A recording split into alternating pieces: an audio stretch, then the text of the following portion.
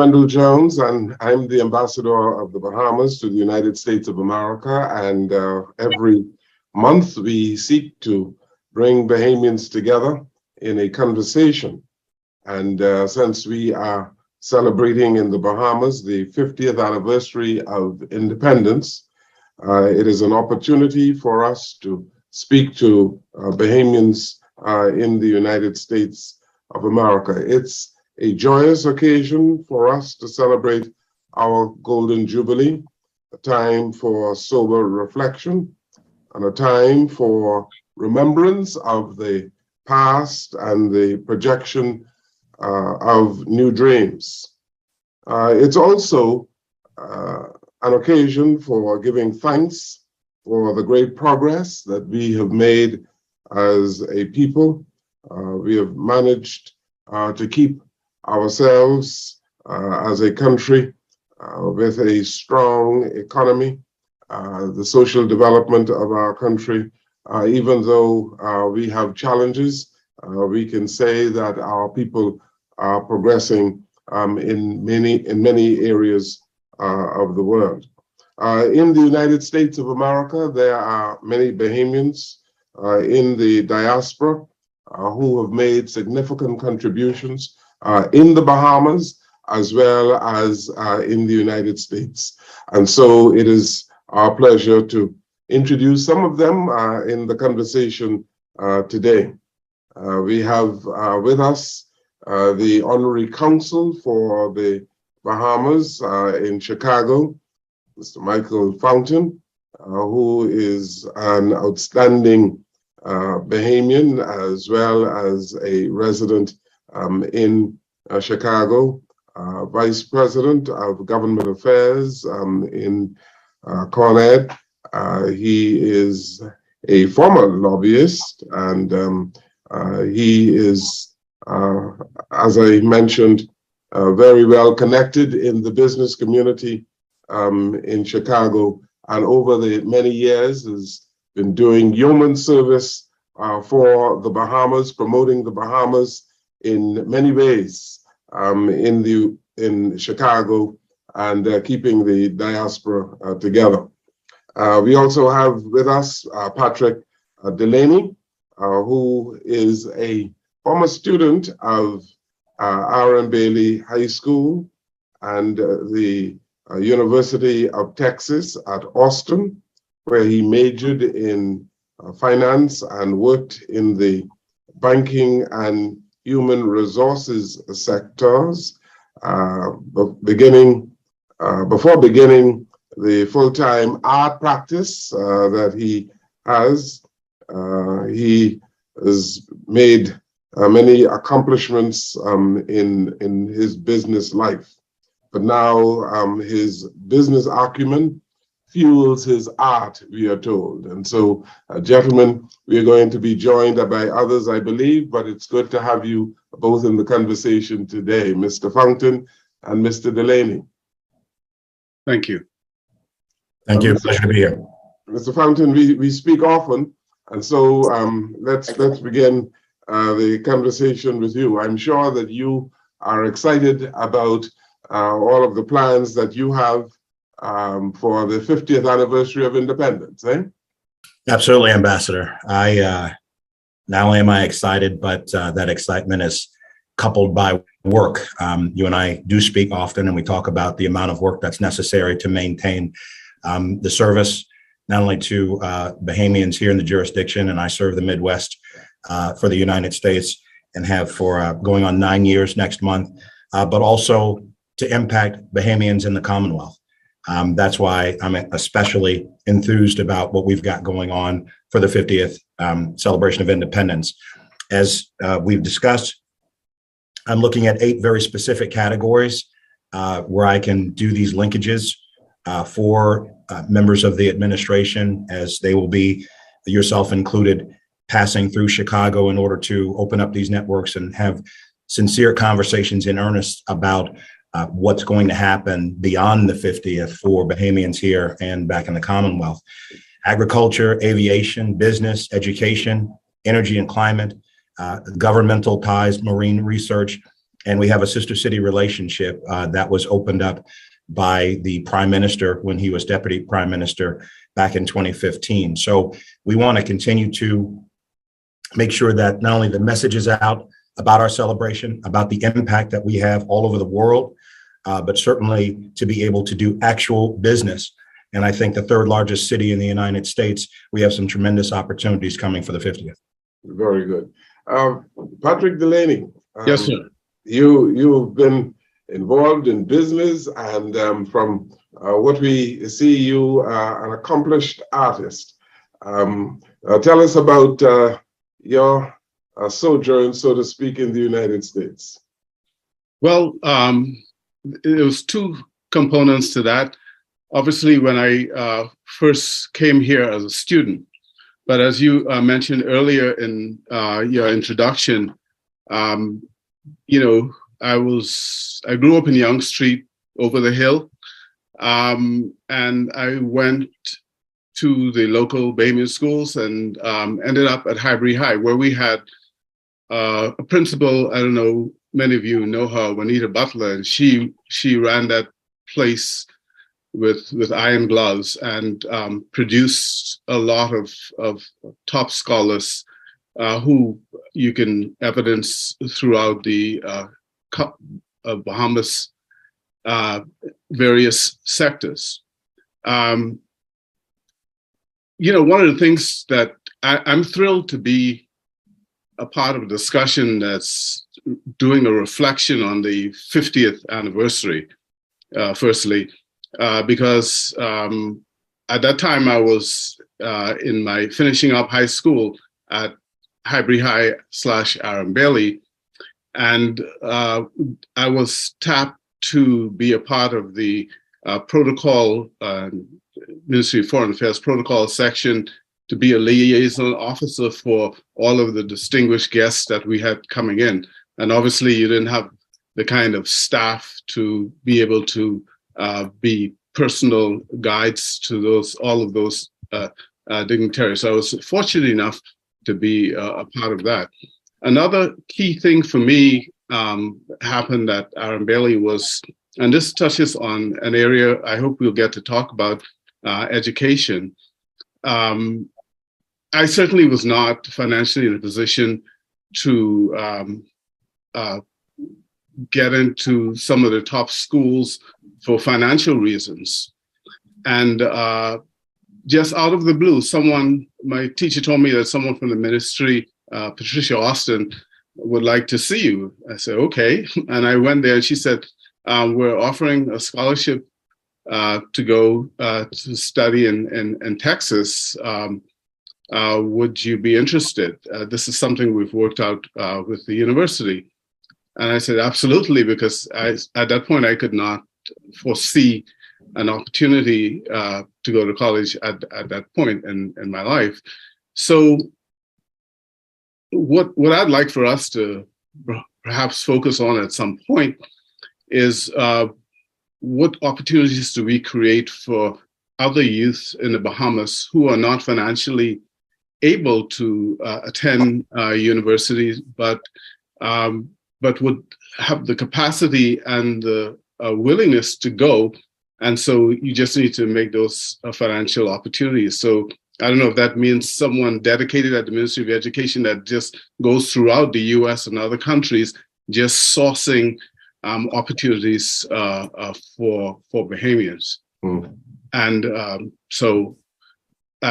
and a part of, and I suspect we'll probably get into a discussion talking about culture, and because I'd like to really weigh in on some of my perspective on where we are in our cultural life after 50 years. But I've through university studied, as you indicated, finance, accounting, and I also ventured into the mining natural resource center as well as human resource, worked with a Fortune 500 company, but I always kept a close connection with the Bahamas. Every opportunity to go home, I would make sure I take advantage of that opportunity.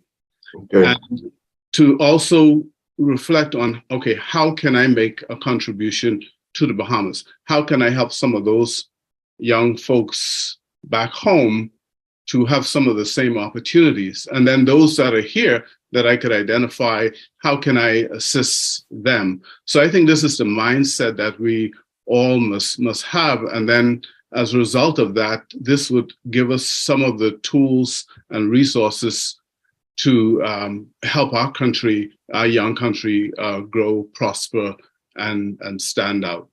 Well, thank you. And we'll talk about some of those things in a moment. I want to introduce Janelsa Bostrick-Kati, who holds a PhD in physical organic chemistry from Howard University. And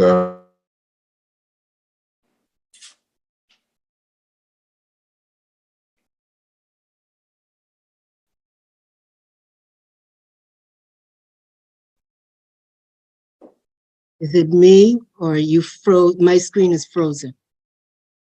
I think the ambassador lost his audio. Okay. Okay. You overwhelmed him, Mr. Delaney. Or did I put him to sleep? No. Let's give him a second. Dr. Cardi, while we're waiting, if you could introduce yourself, let us know who you are. Sure.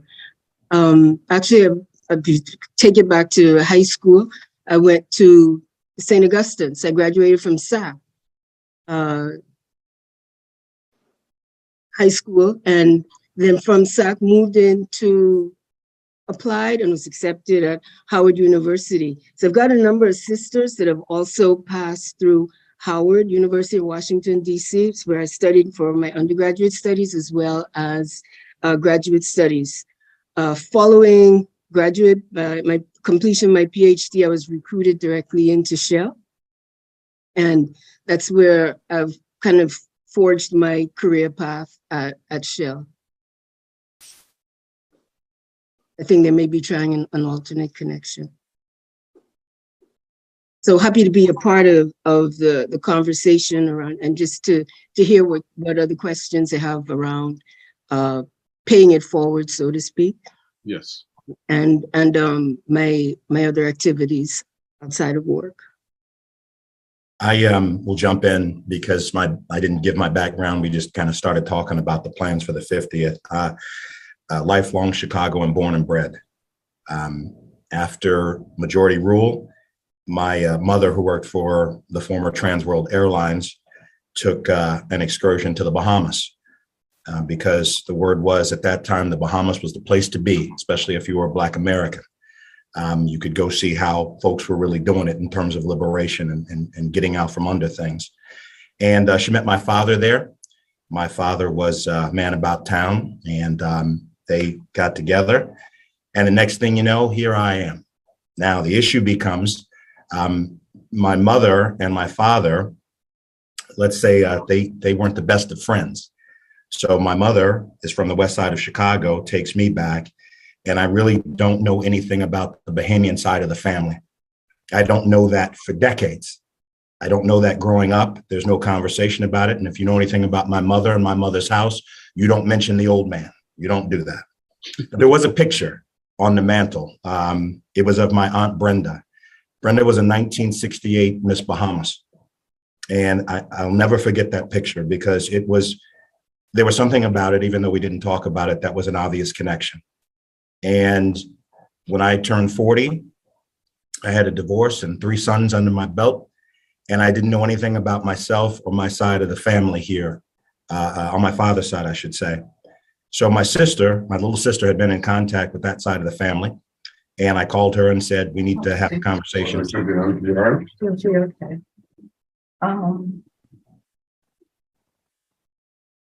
We need to have a conversation so I can be in touch with my roots. And about 15 years ago, I made the first trip. And I can tell you, as soon as I landed, as soon as that plane door opened, as soon as I smelled that air, as soon as my feet hit the ground, all of a sudden I was whole and I knew about myself. So I had the chance. I was whole, and I had the chance to meet my father. Oh, And wow. my father introduced me to my other family members. Before she passed, he introduced me to my Aunt Brenda. And I got to sit with her after all those years, after not knowing the stories. And I can tell you some of the most beautiful human beings I've ever met in my life are not only the members of my family who happen to be Bahamian, but also Bahamians themselves. So when you talk about this cultural connection, when you talk about what it is that we have to be doing, what it is we have to feel inside, this is the greatest experience of my life, being a proud Bahamian and getting the opportunity to represent my people and my culture in Chicago, in the Midwestern United States. Janelsa Kali. Ambassador, we continue the conversation. Go ahead. Yes.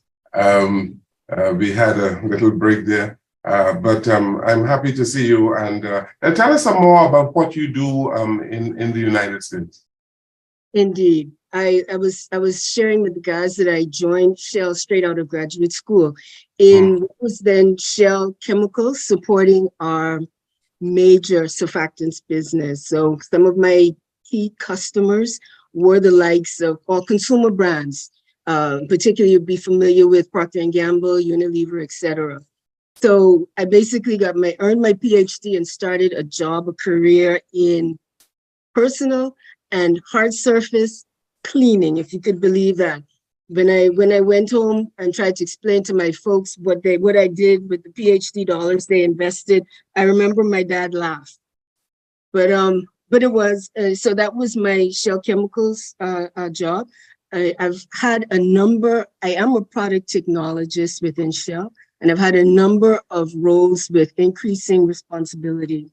So today where I sit now is in our Shell lubricants and fuels business. My focus is on the base oils, basically, which is the key ingredient in lubricant products. So you may be familiar with the car care, all of the car care brands from a lubrication standpoint, Pennzoil, etc. Shell owns those brands. So that would be, and basically I take care of all, in a nutshell, if I were telling my mom, I would take care of all of the quality assurance to ensure any oils that are approved for use in Shell lubricants meet the highest standards. So in a sense, I support and help to protect the Shell branded products. Also, in the emerging, particularly from a sustainability standpoint, I currently now also support what is the decarbonization sector.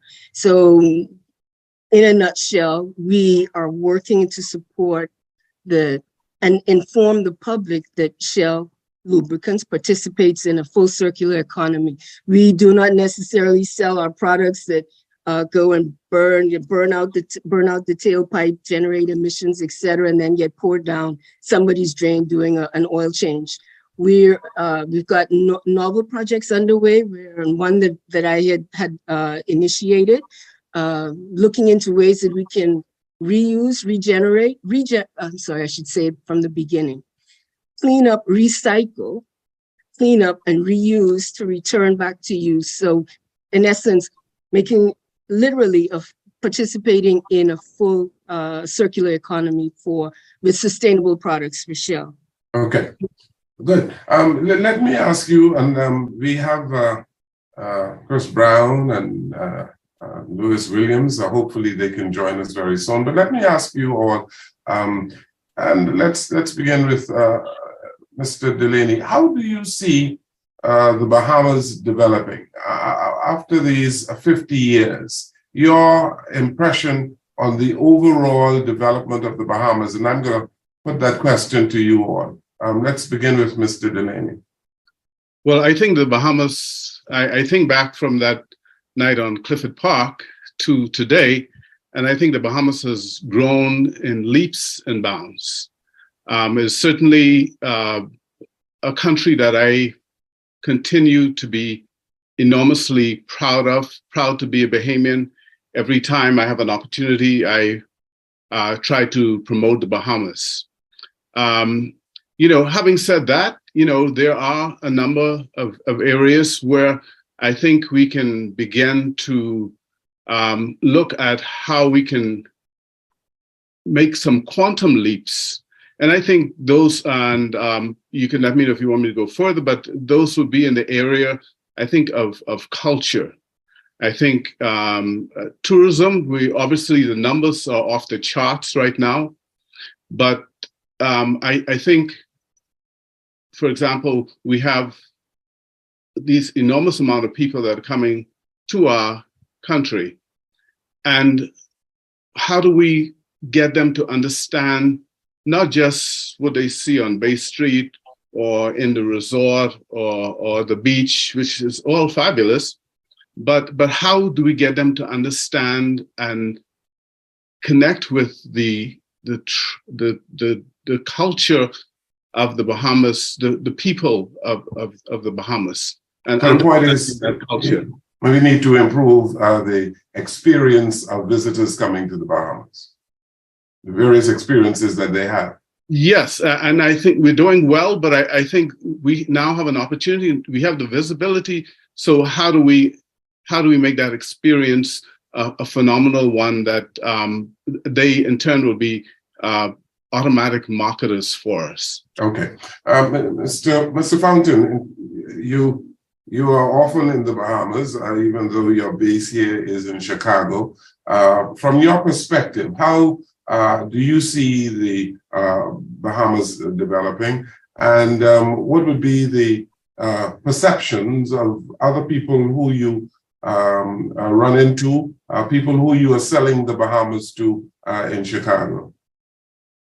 It's a blessing, Ambassador, to represent the Commonwealth of the Bahamas in the capacity that I'm afforded, because there's nothing but love for our country. There's nothing but good feelings. I know I can get in and out of many spaces, many places, many rooms talking about the Commonwealth and the warmth of our shores and the love of our people, because we host them from all over the world, as Mr. Delaney indicated, in terms of our numbers. They're off the charts. So people want to come to our country. They want to have these experiences. I would like to see them as well get off the resort and really get out and have some true cultural experiences. In terms of what I'm selling and what I'm offering people, it is about the rich history. It is about our impact. As I heard Ambassador Nemor say at our recent diplomatic week, that people find it hard to believe that we are a country of less than 500,000 because of the impact that we have throughout the world, because of the way people sense us and feel us and know us throughout the world. So again, for me, it's about expanding that. It's about really digging into what that impact is about. And this year affords us a phenomenal opportunity to do that. Dr. Carter, I say to young Bahamians all the time that we are developing global citizens, not just citizens for the Bahamas, but as it shows in what you do in the United States, that you have become a globalist. Let's talk about the human resource development in the Bahamas today, the people, and how they are developing and how they are developing intellectually, socially, and otherwise. Want me to take that? Yes? Yes. And Ambassador, I'm going to try to take you to what I'm hoping would be an uncomfortable space as I respond to that. And I look at I look at it through technology, STEM lens. How are we preparing our young people, our younger citizens for the frontiers of tomorrow? And bringing it, I want to make the leap between energy. How are we, when I think of our energy sources in NASA, my last visit, electricity blurping in and out. And I think of, do we have engineers that are skilled up that look at ways of cooling those towers, new ways of cooling those towers so that the energy source becomes a little more stable and can be without necessarily having to shut down a grid from time to time. Energy. Sorry? So But that is a major challenge in developing countries, isn't it? yes, We're indeed. talking about capacity and how we are growing. There was a time before 1973 when most of the islands of the Bahamas didn't have electricity. Now today, every single one of them is electrified, and so Yep. that bespeaks the level of infrastructural development in the Bahamas. Indeed. And it's a space where we do need to keep pace. Along with power is telecommunications. What do our kids have and what does everybody have access to? The cloud. One of the spaces I'm working in now, I'm super, super excited about, has to do with data, fluids that are supported to ensure data centers are appropriately cooled. Other technologies that can also be related to power centers. So for me, it's ensuring that our engineers of the future, our chemists of the future, are grounded in these emerging technologies and also with the mindset of how it can be applied in the ground. So implementation is also key. Book knowledge is essential, it's a start, but the implementation and on the ground understanding about, like you said, it is an issue. It is an issue, but how do we launch, implement, and execute, and then maintain a system? Okay, Mr. Delaney, wouldn't you say from your days at Highbury High that and I think you mentioned that we have come a long way, and there are a whole lot of young Bahamians who believe that this is the way it always was in the Bahamas, and they do not measure the progress of the country as you would measure the progress. We attained independence with many deficits in education, in infrastructural development. We now are a growing metropolis, and perhaps the leading, not perhaps, but is the leading country in the Caribbean. This is something that Bahamians ought to be proud about. But how do we teach Bahamians this sense of history so that they can have an appreciation of where we are 5 decades after we attained independence in 1973? Well, I think obviously one would have to go back to those very early years, your elementary school, your primary school, your high school, and really that becomes: do we have the right teachers in place? Do we have the right curriculum in place so that knowledge is in fact passed on? Because it's not going to happen by magic or just because with the passing of time, okay, here you are, here's the knowledge. No, there has to be a deliberate effort to educate the young kids. And in terms of, as Dr. Carty said, in the type of minds that we need, I apologize. Mm-hmm. We're talking about civic education, aren't we? The level of civic education that we do not have in our schools in the Bahamas today. Well, here again, though, in order to get an understanding of the civic education, one has to be informed, and someone has to pass on that information. Someone has to pass on that knowledge. And what I'm saying is that we need people that are well equipped to, number one, understand it, and number two, to pass it on, and then taking those individuals and grooming them, and they can be professionals and come back and pass this knowledge on to the rest of the culture. And like I said, this doesn't happen by accident. There must be a very deliberate effort if you take, for example, if in the area of culture, culture links very closely with tourism. That can be an off ramp to get that information to the tourists and get them to experience the Bahamas at a deeper level.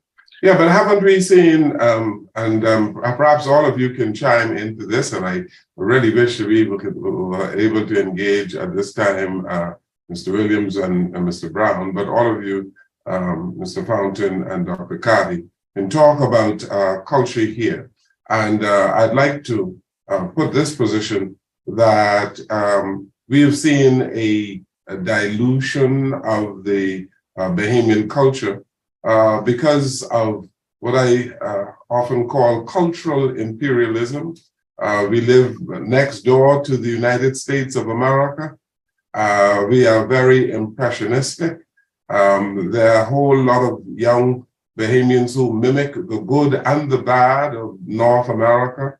And so let's talk about that imposition in our culture. And I believe, Mr. Fountain, you might be best suited to start that conversation or to continue that conversation. Cultural imperialism, the extent to which it has caused a change in Bahamian culture. I do find myself at a unique nexus of that discussion based upon the fact that I was raised in the US and that my experience as a Bahamian is relatively new over the last almost 15 years now. But what, as a young person, and I believe the stat I heard was that about half of the Bahamian population is 35 and under. When you see the world outside of your world, everything that's foreign is exotic and it's appealing, and home may not necessarily have the allure that it needs to have if people aren't investing in you, if you don't think there's opportunity there, if you don't feel like people are talking your language, if you feel like your government and your leaders are out of touch or perhaps out of step with what is important to you. I think as leaders, we have to always be paying attention, as Dr. Cardi was discussing. You have to be paying attention to what's next, not what's now. If you're looking at what's now, you're late. And we have to invest in what is happening in terms of technology, in terms of, I was thinking about this in the previous segment about agriculture as well. We spend a lot of money importing food in the Bahamas. And in the time that I've been paying attention, we haven't really had a huge campaign around what it means for Bahamians to till the soil and to be able to feed their brothers and sisters. And that's young people shouldn't feel like they failed if they choose that as a career path, if they choose that as a profession, life's calling. And I think it's incumbent upon us to make sure that we're paying attention to what's going on all over the world, what young people are talking about, what they're interested in, because then we can have a conversation about their futures. If they don't feel like we're having that discussion, then they're going to take their time and their talent and their capabilities elsewhere. Yeah, but we have to talk about what it means to be Bahamian, given our proximity to the United States, given the American influence in the Bahamas and the part of the world in which we live. Absolutely. That influence is ubiquitous. But that's exactly why I said what I said again in the previous segment about the fact that when our, and I'm glad to see Ambassador Brown to talk about sports and the influence that we have. The 400 meters is owned by the Bahamas, men's and women's. When people see things like that and they see our actors and actresses, when they see, and I had the opportunity to meet Aisha Bowe when I was in Washington for the PM's visit, when she makes her journey, the first Bahamian woman to be in outer space. When we start really not only breaking past the notions of who we have been, but who we can be into this glorious future. I may not make it for the 100th, but that's why I intend to leverage every conceivable aspect of impact that we have celebrating the 50th and telling that story, but also intertwining that with the concept of the future, because again, and I stress, if the young people don't feel that connection, then they're going to be disengaged and they're going to want to go elsewhere. Very good. And we're happy to be joined by Chris Brown as well as Lewis Williams. Mr. Williams, you are originally from Williams's Bite in Lustra, right? Exactly. Yes, sir. Very good. It's good to see you. How long have you been living in the United States? I've been in 47 years. Okay. Yeah, I born in Nassau, but my mother died and my grandmother took me to Williamsburg, and I went to the all-age school there, and then I came down to Nassau and I went to Royal School for a while. And then I started to work at Seafloor Aquarium, Johnson Brothers, but I got all of my education being a waiter at Buena Vista Restaurant. Buena Vista Restaurant was one of the top restaurants at that time. And I got to meet a lot of the celebrities there. And I mean, it was something that you can learn a lot of experience by meeting a lot of people. And I came into Nassau and I met a young lady from Houston, and I ended up getting married to her, and we have one daughter, Kristen Williams. And since I've been there, I've been asked on a lot of occasions in regard to getting citizenship, but it is hard. It is hard for me to do that. All the years I've been here, I'm 84 years now. It's hard for you to get citizenship where, in the United States? Yeah, they're asking me about citizenship, but I can't. Bahamian passport. No, I can't. You don't want to give up your Bahamian passport. Yes, I have it, but I can't give it up. I just can't. Give it up. Allow dual citizenship. Okay. And it's the Bahamas has changed so much. I've been home on a lot of occasions, and the changes is a lot of changes, and I don't know if it's for the best, because it don't seem as if when I was coming up, we have the like the families get together like before. Families haven't seen each other in Nassau for a long time, and when I reached here, it bothers me to see that we don't have that connection like we had before. And I came here and I started to work at a clothing store, and I was one of the best. And in traveling all over, I gained a lot of experience in the clothing business and get to meet a lot of the celebrities and whatnot. And I try to push my country to these people. And I started the Bahamian American Association here in Houston, seeing that we had the amount of people from the Bahamas who's living here. And it went well for a while, but it faded out a bit. But we wanted to bring all of our people together. And we have a large amount of people here. One of the things I was asking about, the amount of people that we have here, if we can have someone from the immigration department come here, not to be stationary, but like every 6 months, to help the Bahamians who is living here with their passports and whatnot, rather than they have to go all the way to DC, to Atlanta or to Miami. If we have someone come here for 1 week or 2 weeks just to take care of that, and they can work right probably out of the tourist office here. We can fix that, and that is one of the things we are about. That is part of my job in the United States now. We're going to work on that, Mr. Williams. But let's engage Chris Brown, who is renowned in the Bahamas. Chris has been representing the Bahamas around the world. He is in 5 Olympic Games, the World Championship Games, and he is a gold medalist. Chris Brown, you are operating now at Clayton State University in Georgia. How does it feel to be a Bahamian in Georgia and doing what you do? Well, first of all, my apologies, and thanks for having me. And again, to all of your panelists, good afternoon, and good afternoon to you, Ambassador Jones.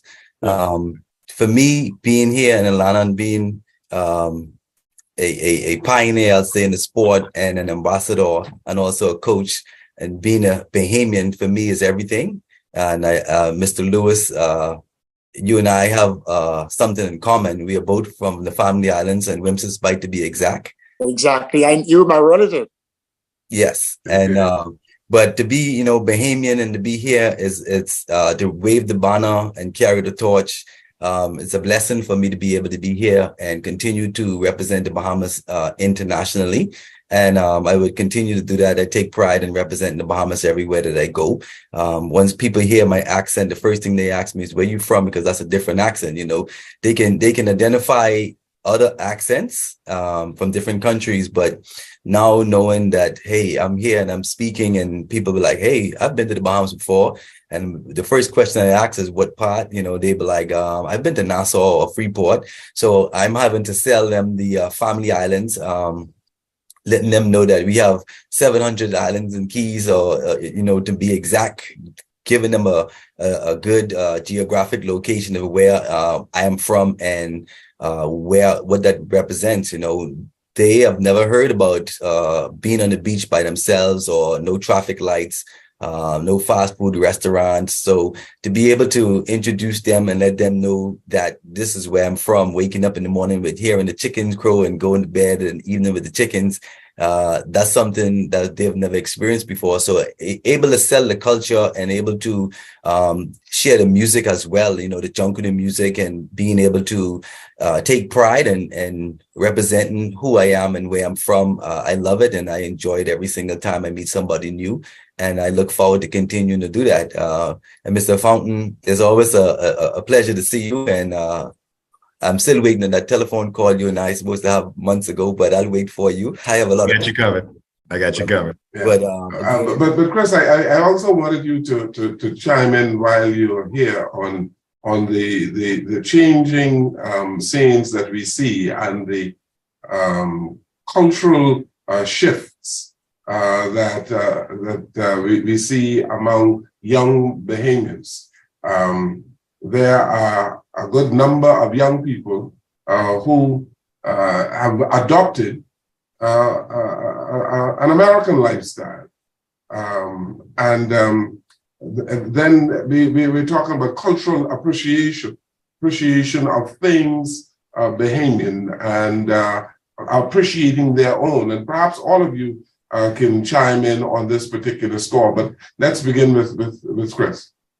Well, for me, like I said, being able to share the culture and being here in the United States, I think that I'm getting a lot of experience being a head coach here and knowing what I know today, traveling around the world and being able to learn and adapt into situation, and having the opportunity is a huge blessing. And I think that a lot of the younger athletes and Bahamians that's coming up behind or who came before me would have came and opened the doors and made younger Bahamians see that there's a bigger and a brighter scope if you believe in yourself and you have faith in God, that anything is possible. And so for me, I was able to play my role and inspire next generation for the amount of years that I've been on the scene, and with that gain a lot of experience and gain a lot of knowledge and made a lot of contacts. And hopefully I intend to one day, like Mr. Williams said, he still has his passport, so I still have mine as well. And I intend to one day go home and take the experience that I have and be able to distribute that throughout the Bahamas and bring our people up to speed on what's going on and how to make timely fashion decisions, and just be able to operate on a world standard, because we in the Bahamas, we say we want to be somewhere for a certain time, and 15, 20 minutes later, we're not there, and we apologize for it. But again, just being able to operate on a timely fashion, being able to deliver world-class events, being able to operate and to showcase what we have to offer to the Bahamian people, and also to the people who come and to visit us as guests. You just want to be able to produce and provide the best product that's available. And I think that the next generation, I think by them seeing what we've able to accomplish and the steps and the feats that we've able to step on and the arenas that we've been able to represent on, you've now seen a domino effect, because now we have great players now in the NBA. We have players in the major leagues. We have players now in the football world. We have actors. We have guys working along with greats like Tyler Perry Studios.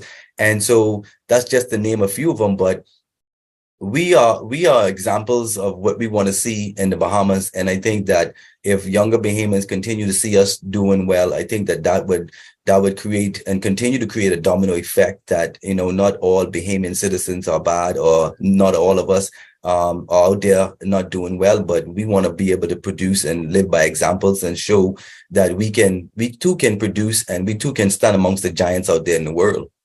Okay, but we have you all here, and you are in different states in the United States of America. Dr. Dakati, should we be concerned about losing our Bahamian identity? Oh my goodness. Well, that's a loaded one, especially if you look at the range between Mr. Lewis and myself. Are we concerned that we lose our identity? No, because the Bahamian passion is a passion that's in your soul. We got a calypso behind that one too. It's deep. It's embedded deep within us, and that's a pride. What you said that resonated me a lot was then the culture and concern around diluting our culture, our history, and for the position that you are in, I can see where it's a very tenuous situation to be in, because on the one hand, our culture is significant. It defines who we are, and at the same time, as progress happens in society, as progress happens within our next generation of children, they want to keep pace with that. So how do we marry and keep the two married together? I'll tell you one thing that was amazing to me to learn was there's a Bahamian who was a part of the Air Force, Tuskegee Airmen. How well known is that? Didn't know that. But we did have a Bahamian pilot, and I think that was huge when I saw that. So how do we keep those tenets that we're proud of alive? And I think of University of Bahamas is a very likely forum, exposing all of the talents that we have that's here in the US when we go back to visit. But it kind of take a page out of what we see here, bringing this talent, all of that talent back, so that our children see that and see the art of what's capable, what is possible, broadening their horizons. But at the same time, I agree with you. Keeping the culture alive is going to be a kind of a continuous tension. Okay, Mr. Delaney, should we be concerned about losing the Bahamian identity? No, not if we look proactively for the next 50 years. And when I say that, you have to go back to the early years. But before we do that, let's ask ourselves as a country, as a government, in fact, is how do you enhance your culture? How do you sustain your culture? And to me, the way to do that is to have, and this, I think, I don't see evidence of it, but we don't have a policy related to culture. And I think, and in fact, if you really want to propel culture to its highest level, it's also going to perhaps require that you have a ministry of culture. Now I know you have ministry of youth. We do have a Ministry of Youth, Sports and Culture. Culture, right. But I think if you really want to elevate culture, you almost need it needs a ministry of its own. Because, with that, you have a lot of resources and you get a lot of energy behind that. Because a lot of how the young people respond to what they're hearing now, it depends on what they're getting at a younger age. I know, for example, I go back to Highbury High. We had a music club there. And one of the teachers there took a group of us to New York. And we went to the symphony, we went to the opera, we went to plays, we went to, I think that year, The Godfather, we saw a movie. It was a long weekend of compact culture. And that experience, that one experience in my life in high school was the trigger point for my love and passion around culture. I happened to have the misfortune to marry, I'm sorry, I said, I had the distinct fortune to marry an opera singer who had world-renowned recognition. So I would travel around the world like Chris, promoting the Bahamas at every step of the way, because they'll say, "Oh, you don't sound like your wife," but it gave me an opportunity to talk about the culture. I know also when I was in those formative years in high school, there was at Government High at the time, which is now University of the Bahamas, they would have once a week, they'll have like a folklore festival. And the taxi drivers would bring the tourists to that school, and we'll have a folklore. They go talk about, sing songs from the Out Islands and rake and scrape and all of this. So those particular tourists actually experience the true essence of Bahamian culture, like Penis Taylor Drumbeat Club, those iconic entertainment centers. We have to find a way to bring those back and elevate. And now from the classical music standpoint, I have a daughter. She's with the LA Philharmonic, and a part of her responsibility is the Los Angeles Youth Orchestra. And she said, "Dad, it'll be wonderful if we can bring the youth orchestra to the Bahamas. Would the Bahamian cultural folks, would they embrace that?" I said, "Sure. It'd probably have to do some things in between to get to that point." But I think about bringing, like, say, a youth orchestra there, and then maybe you have youth in the Bahamas who can be interested in that aspect of culture, bringing symphony orchestra to the Bahamas, etc.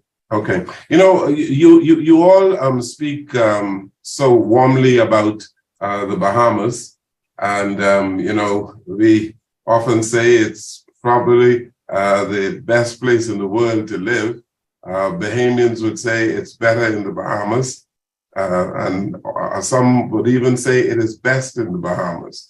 So with all of those glowing comments that we've had today about the Bahamas as we celebrate our 50th anniversary, I'm going to ask you, what displeases you about our culture, our social development, I believe Mr. Fountain might have to leave us soon, but let's begin with you, Mr. Fountain. We've spoken glowingly about our country, the Bahamas, and we have a whole lot that we can be proud of. But what displeases you? When I look at my own experience as a Bahamian American, and again, coming to my roots as a Bahamian a little late in the game, I was excited to get to a country, to get to a place where Black people were in charge, where Black people were leading, where Black people had fought for and won freedom where Black people were on the money to see that the problems that beleaguer us in the States are the exact same problems that we have in the Commonwealth. We have to do better in terms of educating our children. We have to. Earlier, I spoke about pouring into them to make the cultural linkages, to give them hope about their future, to let them feel like the investment that is made in them can be made and returned into their country. But I also look at this, again, the technology conversation. We lost 2 years in a pandemic. And I don't know if any of our Bahamian children had a respectable level of education in those 2 years because they didn't have access to the technology like other students around the world. That means we're behind. If we're constantly rated low in terms of their scores, then you're looking at your future and it doesn't look bright. And we have to do better because this is about where they are now and where we intend for them to be. And if we don't take that seriously, we're just setting ourselves up for a tremendous disaster. The same question I want to put to. But I would say I have hope. I would say that I'm still filled with hope about our ability. And I would close in saying, and Ambassador, you've heard me say it a million times now, and it's only February, but it is 2023. And we have missions all over the world. And so our ability to light up the world in the aquamarine, black and gold this year is a once in a lifetime opportunity. And we have to manage that accordingly, and we have to manage that appropriately. We won't find all the answers this year, but we can open up a lot of opportunities this year that will have long lasting ramifications and impacts going into that future, going into that next 50 years that Mr. Delaney spoke of. So I want to thank you, Ambassador, because I do have to go. I want to thank this illustrious panel. I look forward to seeing you all again. Thank you so much. Yes, thank you so very much, Mr. Poundin. Thank you for joining us today. And I want to put the same question to the other panelists. Mr. Williams, Yes, sir. even though you don't live in the Bahamas, you are well connected in the country and you know what is going on. What displeases you? You know something, Mr. Ambassador, before I get to that, to be a Bahamian, to keep your identity is one of the best things that can happen to you, even for your children. I know my daughter makes sure she have a Bahamian passport. And several other Bahamians, kids who were born here, they continue keeping their Bahamian identity. Wherever they go, they tell people they're Bahamians. And now back to the question that you were asking.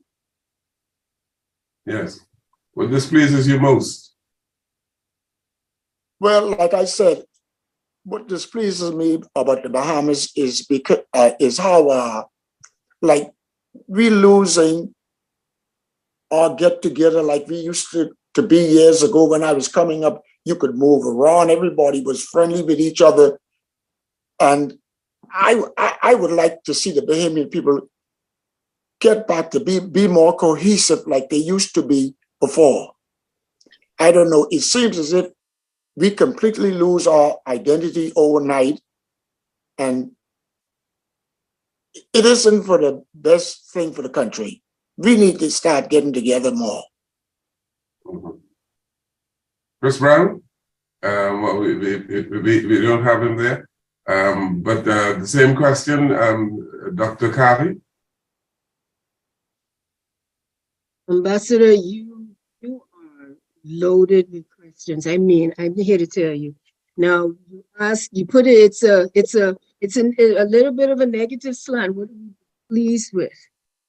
And so I'll tell you some of the things. You can turn a negative into a positive. Yes. That part is going to be your job. So I'll just throw a couple of topics out there. And it's the kind of the messaging that dilutes the power of all that we've invested in our culture, tourism, and cultural awareness, basically. So Immigration is an issue. It's a global issue, but still what we see that gets played through national news when the crises with the Haitian immigration happens, and the way that happens is talked about in national news, that displeases me, gives me some angst around how can we I leave it right there. But that part gives me some angst. Also, I say investment. How do we invest in the infrastructure existing, and who is having an eye on the future? And are those investments being made? And are the people aware of it? I'd say something else to bring it a little closer to home: the cost of living. Mm. And I would think that the average everyday person that has to balance cost of living with cost of education, et cetera, does it have to be that way? And then there's the geopolitical implications of that. Are we wedded with China in some of our goods? What has changed in that barter import exchange that leaves the cost of living as high as it has, as high as it is? And the things we can do different with partners that are country partners that are closer to us. Yeah, but you have to appreciate that there's inflation all over the world.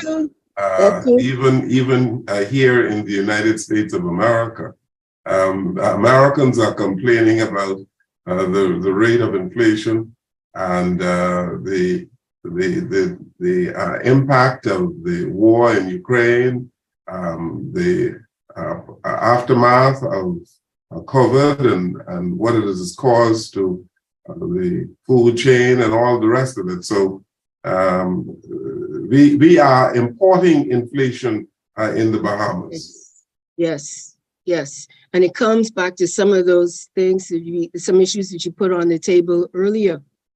Sustainable farming to help food, indigenous food grown, getting back to some of the basics that can offset in times like these. It can offset some of those inflationary costs. And you're right, as it happens in the U.S., it trickles down. But you asked me what displeases me. That gives me some angst. And what programs do we put in place, and how are we learning from as the recovery from COVID to put in place so that the next hiccup that happens, our people are in a better place to respond. Mr. Delaney, you are high on culture. The same question to you.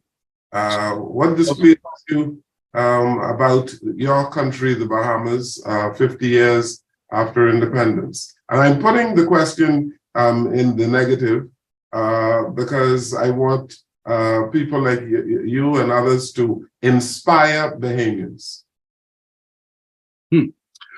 Well, you mentioned culture, and I alluded to it earlier, but the not enough focus on culture and raising the profile of culture, raising the identity of the Bahamian culture.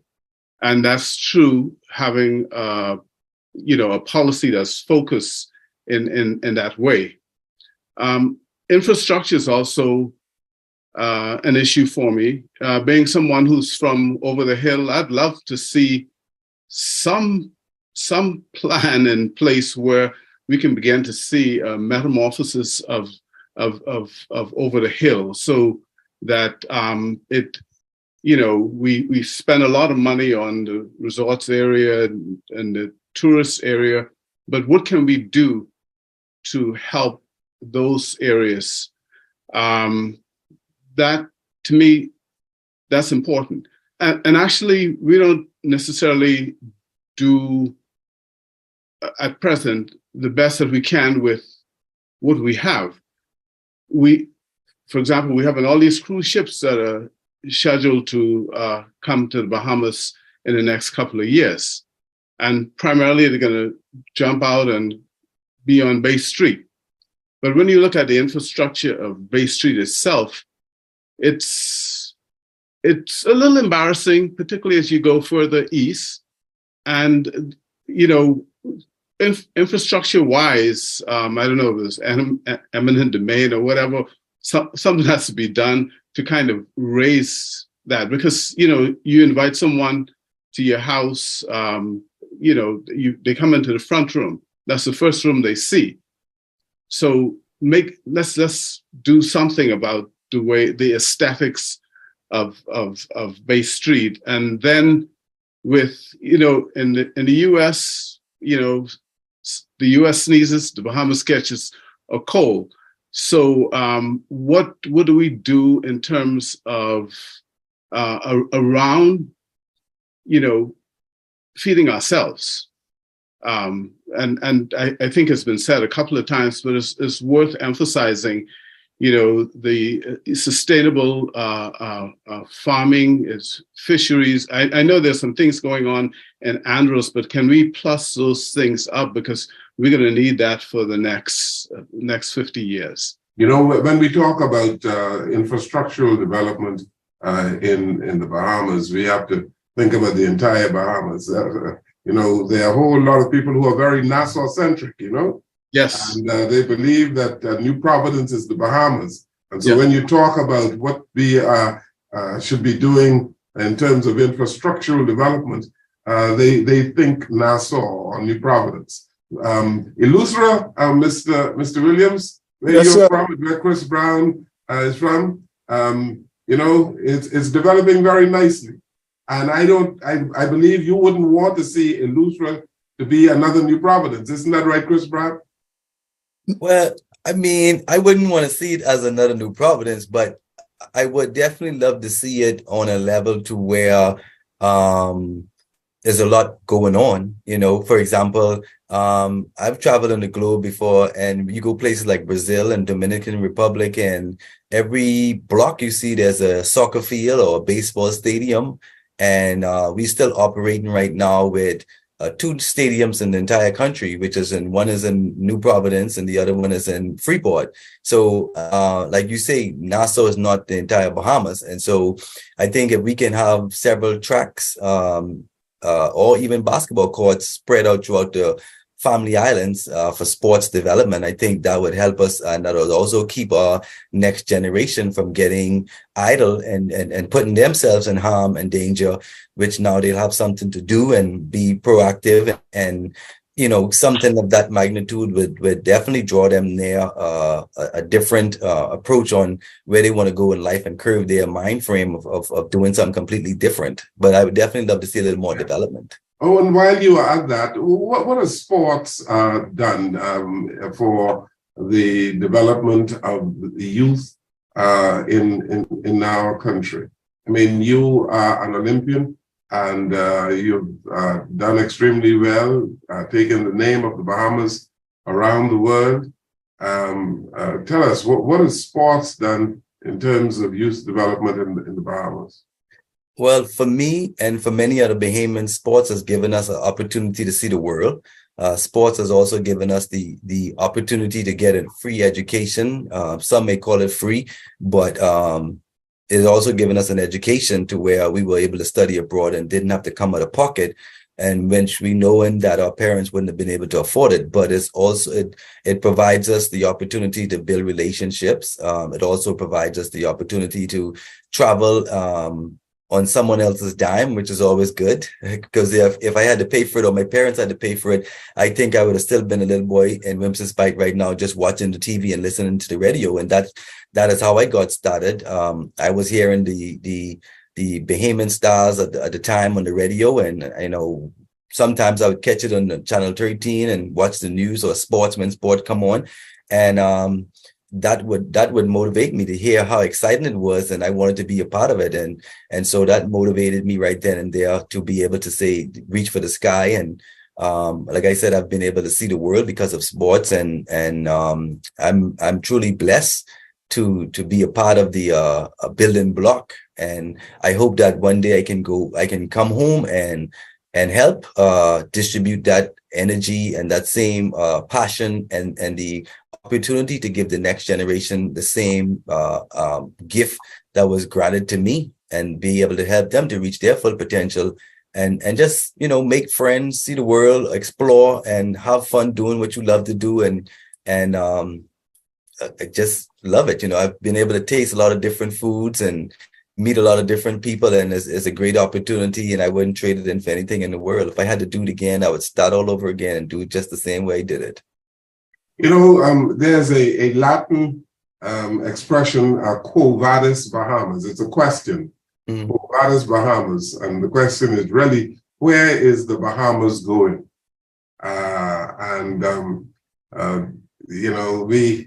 We need to ask that question in this 50th year. Mr. Williams, you've been in the United States for 47 years, I think you said? Exactly. And you go home from time to time, and you're in touch with people in the Bahamas. The question to you all is, where do you think the Bahamas is going? This little country, I call it in the middle of the world, next door to the United States of America. We enjoy a high quality of life for some people, and it depends on what you mean by quality. But in terms of the standard of living, it is pretty high in the Bahamas. Where do you think the Bahamas is going?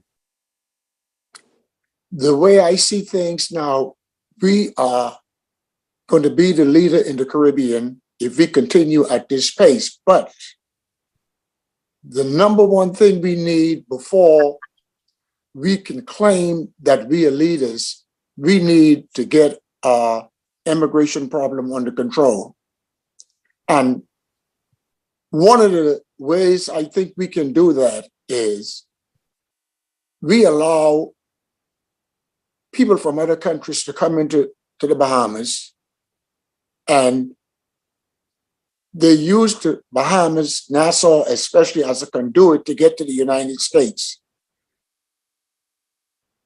Anyone I see where people is applying for belonger status in the Bahamas, and some of them is granted. When I got married here in the United States, when I went to the immigration office here, you know what they tell me, Mr. Williams, you are married to an American now, but until we get your papers straightened out, you would have to go back to your country. Why would we allow people to come into the Bahamas and apply for belonger status? They should be made to return to their country. You would have to make your application from wherever you come from. And when you would hear from us, we would tell you when we need for you to come in, but not to come to the Bahamas and apply for a longer status from the Bahamas. You would need to go out of the Bahamas from where you're from and apply from without being into the country. And they're using the Bahamas as a conduit. And I don't think that should happen. Okay. Mr. Delaney, where's the Bahamas going? Is going to a place of unlimited potential. And that's only eclipsed by any lack of attention to cultivating the best of what we have to offer. And I think where we're going is that we're going to a place where we need to look at all of our systems as a country, be that culture, education, and trying to figure out what is the best of that and what was not working, get rid of it, however we could enhance it. And then this is what's going to propel us not only to be the best in the Caribbean, but we'll flick off the tongues of world leaders around. And it's going really, the Bahamas, it fills me with the enormous amount of pride to be a Bahamian, because I see this vast potential. And I think when I came to the reception a couple of weeks ago, I caught the tail end of the Prime Minister's speech, and I like what he was saying in terms of those of us that are here in the United States. Because of marriage or other work situations, we've decided to reside here in the US. But it doesn't mean that you can't not reach into the Bahamas and lift someone up, and whatever expertise you have, give that to the Bahamas. And I appreciate the fact that you have brought this panel together of folks that are out here. I've never really had anyone reach out like this and say, okay, tell me, what do you think? How can we use the resources that are here to help the Bahamians? So this gives me a tremendous hope for what we can look forward to in the next 50 years. And quite frankly, I think all of us put together, we don't have enough imagination to figure out how wonderful it could be if we stick to that type of way of thinking. Well, thank you for that. Here in the embassy in Washington, we are trying to bring the diaspora together and to get an appreciation of who they are, where they are. And we are doing this in conjunction with the consulate offices in the various jurisdictions. And it is good to have you all here today. And so I'm going to end with the same question to Dr. Bostwick Carty. Where's the Bahamas going from your perspective as a Bahamian who is doing so well in the United States? When you qualify it so well and you put me on the spot. Doing okay. But anyways, to your question, when I dream of where I think my home country will be, I look to, and my hope, I was going to say prayer, but that's a whole other video call.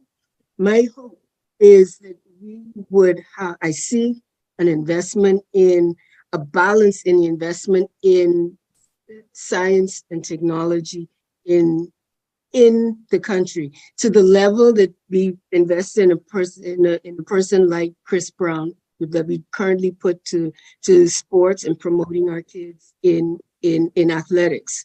I look for that in engineering, in the sciences, because we have a lot of graduated doctors that return back home and lawyers, but this is now looking at hardwired skills that can catapult us to different spot. Architecture.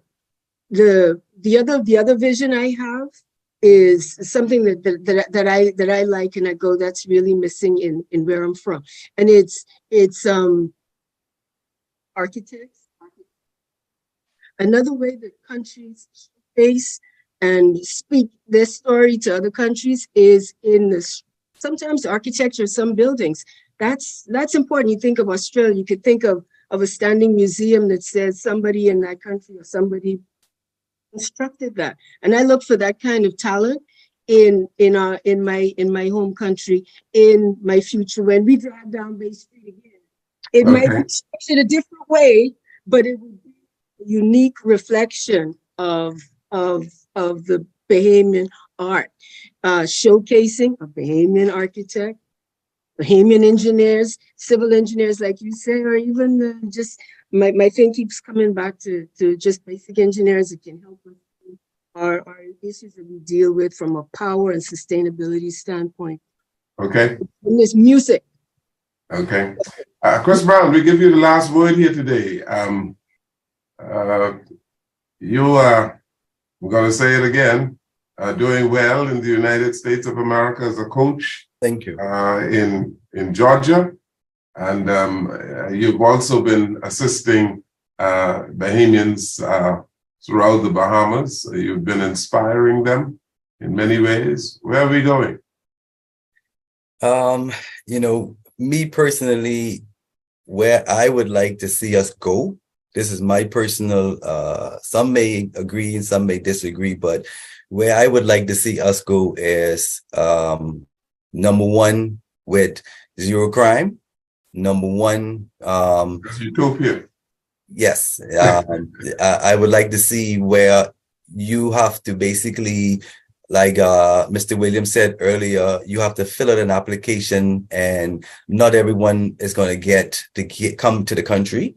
I think that the Bahamas can stand on its own eventually. We will be able to, and we can stand on our own. But I would like to see the country where, in a few years, that the country is so unique and so well operated and run that we have zero crime, and you have to you basically traveling in the country, like I said earlier, not everybody is going to be able to just pull up in the cruise ships, and not everybody's going to be able to fly in and flight full. I think that Bahamians I think that I would like to see where everybody in the Bahamas is well off, and where that way, if you are coming to visit our beaches, we can tell exactly how many people are there, versus letting everybody in as a free come, free for all. You don't know who's coming in your country. You don't know what they're doing in your country.